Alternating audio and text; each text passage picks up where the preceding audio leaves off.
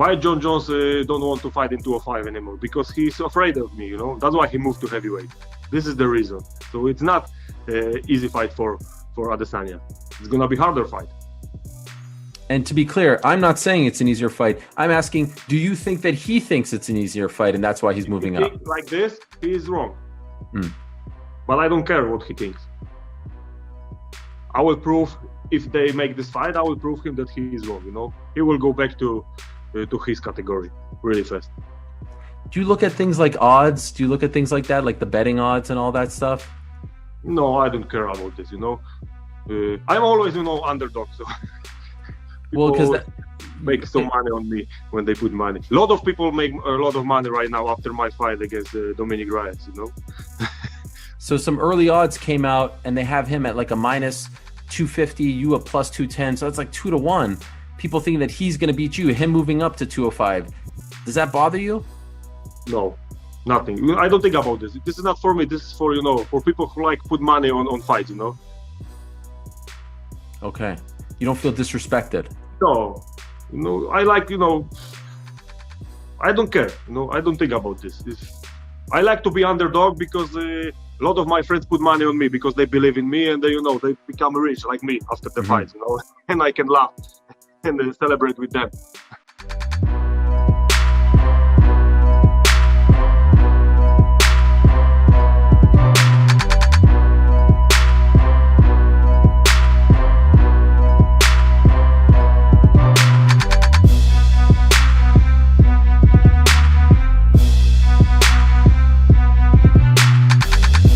So Jon Jones, whether you know asterisks or stars in the sky, whatever you want to call them, right? He's potentially one of the greatest fighters ever, and that's just a fact. Whether you like the guy, hate the guy, steroids, no steroids, that's not what we're talking about. What we're talking about is that some fucking idiot, and he's a fucking idiot, and obviously he's a thief, so he's a lowlife, but tries to rob.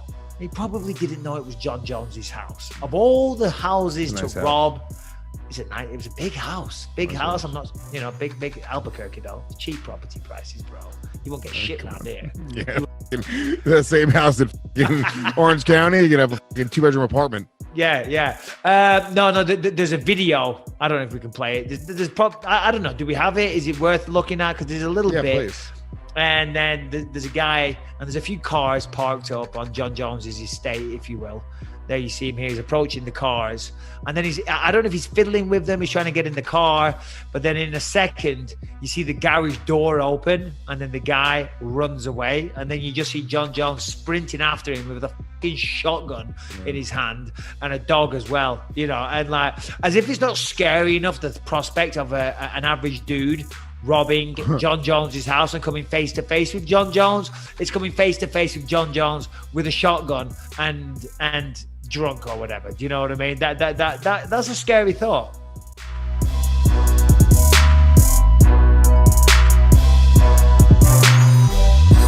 Islam Makhachev, and there we go. It starts on November 14th. Main event, Islam. How about that? Against RDA. Started to do the mental work too. Started to do the mental work on Islam, right?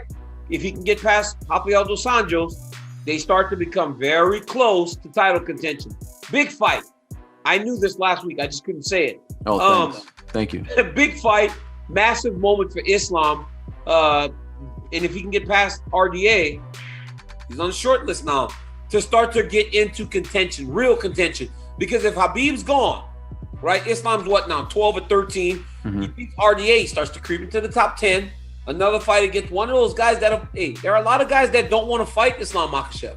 You get into the top 10, now they can't deny you. It's the fights that need to happen. I feel like Islam's about 2 fights from fighting for the belt.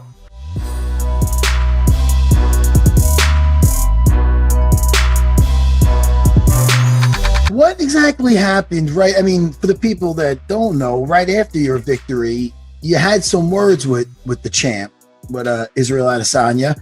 And I heard the end of it, but they didn't have the cameras on you the whole time. What was that? What was that about? You know, something happened in LA. You know, I had already did that story, you know, but you know, it was just, that's not it. You know, I'm not the guy you can play with. In the cage, you know, when the dude landed the head kick, little anime note, whoa, I was like, all right. So I just called him boy. I just kept calling him boy. I just let him know, why are you, I walked up to you at the hotel lobby. You put your hand out. You're like, hey, Mr. Holland, I'm not even top 20, not top 5, not top 15. I'm not ranked. Why do you know who I am? Why are you worried about who I am? It's like, so for you to put your hand out, shake me as I'm walking you down like that, and then to say I didn't do anything at the hotel lobby, cool. It's little things playing here and there. And I know Stylebender likes the mind games, and that's perfectly fine. I'm just not the one to play with.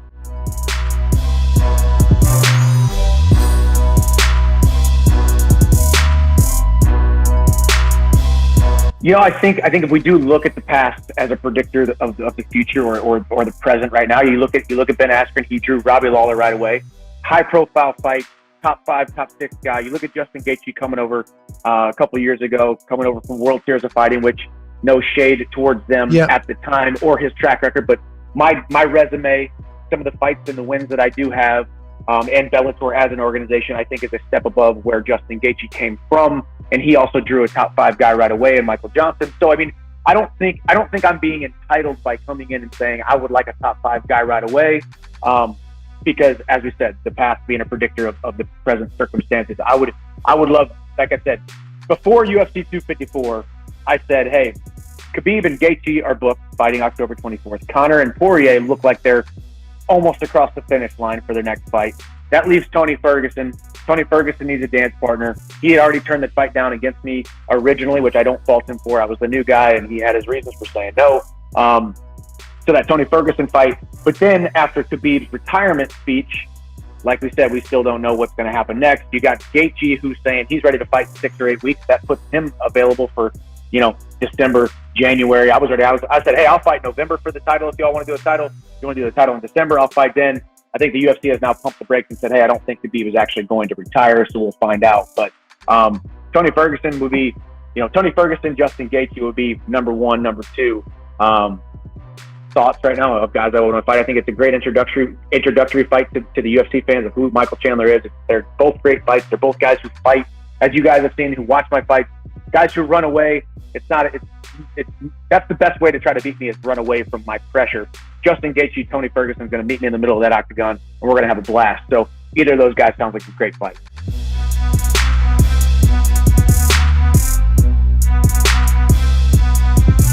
Everyone, like I said, I've learned this recently. I don't react, I respond. Everyone wants to react straight away. The one that get tweet on TV. When I do that, I just do it because it's funny. I'm not trying to do anything, but everyone wants to he tweets something, I saw it come up. It's okay, Khabib. I relinquish my GOAT title. And what the f is a GOAT title? There's no such thing. It's stupid. It's made up. It doesn't exist. Where is that? I relinquish my GOAT title to you, and you can. And then when he served up or whatever, hey guys, no, actually I'm the GOAT. No, I've worked hard. It's so stupid because people want to react. They don't take their time and respond. I implore people in life, just not in fighting, in life, just don't respond. So would it be fair to say that the plan somewhat resembles fighting for the 205 belt February, March or so, and then coming back in the summer and fighting Jon as you predicted? That's still the plan, right? That's the thing with plans as well. There's variables. There's been a lot of variables in my plans, and I've adapted to them because, like I say, I'm a style bender and I'm very fluid. I'm very adaptable to the situations that life presents me. So, but that's a rough idea. I'm still focused on Jan right now. That's the guy I'm focused on. But I like having goals, lofty goals, unattainable goals. But I'm not even supposed to be here, Ariel. I'm not even supposed to be here, but here I am. Now, he says he's moving up to heavyweight. What makes you think that he even entertains the fight at that point? If you come up and get his old belt, and he's saying, no, I'm going to wait for, or at that point, the Stipe Francis fight has already happened, then what makes you think that the plan comes together?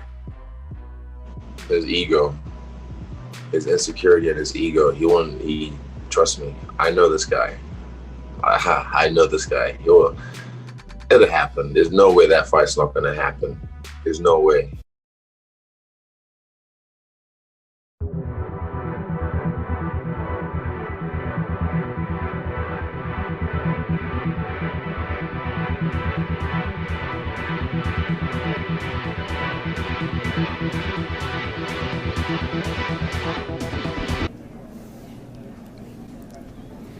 Everything is possible in your life when you believe. When you believe, everything is possible. Everything is possible. Go.